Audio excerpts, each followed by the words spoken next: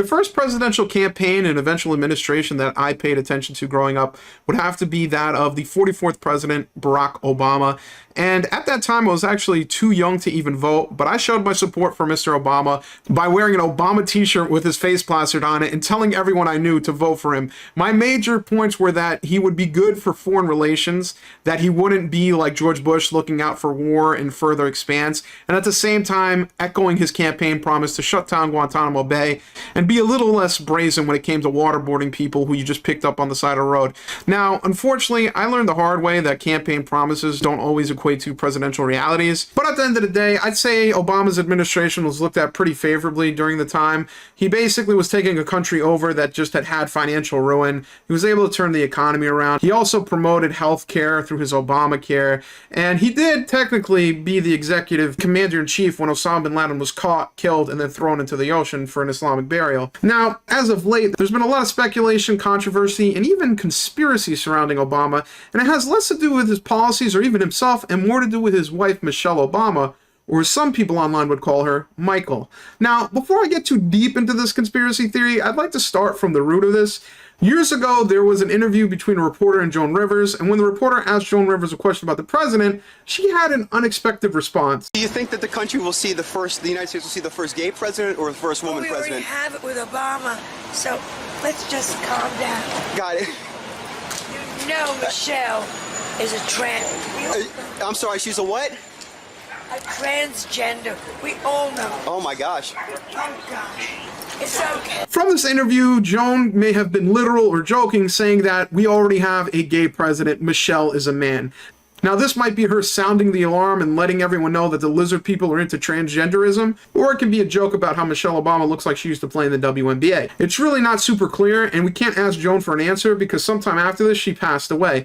Now, although she passed on and her fire was fleeting, there was someone there to pick up the torch and carry on the message. And that person would be the one and only Alex Jones. The question is, who is Michelle Obama? Is she really a woman? Is she a man? Every time I look at Michelle or Michael Obama, the first lady or the first lady, every time I look at them, something doesn't look right. She doesn't look like any black woman or any woman I've ever known. She's got shoulders that are wider than a man's, which physiologically doesn't happen. To have a very large penis in her pants, her shoulders are wide, her face is very, very masculine. She looks like. And so you ask yourself, are the children a beard for Obama? And, of course, Michelle Obama or Michael Obama? But really the question is, why?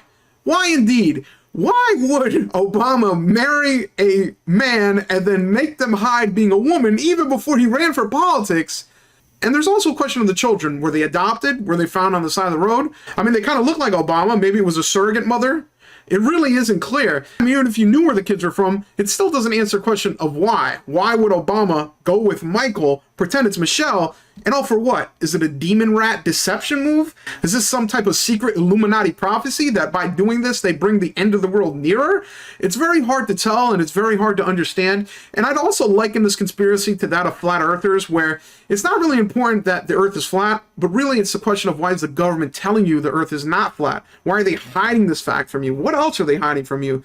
Why is it that Michelle Obama, who's really Michael Obama, is being hidden from us? Why can't they just come out and say it?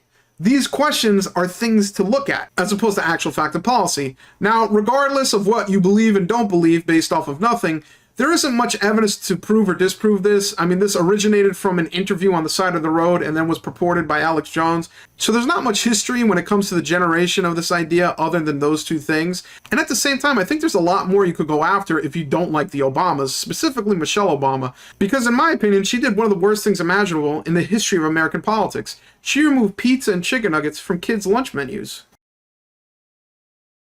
There's discussions of Michelle Obama as the president and Newsom, or should it be Newsom president, Michelle Obama vice president? That would be, by the way, that's going to be tough to beat. It's a powerhouse. That's going to be tough to beat. So what do you think They're about, both incredible men. What are your thoughts on DeSantis? Alex, can I just... I'm just joking. Joan Rivers made a joke about it. At the end of every single video, make sure you ask people to rate and subscribe to your content. It makes them feel like they're involved even though they're really not.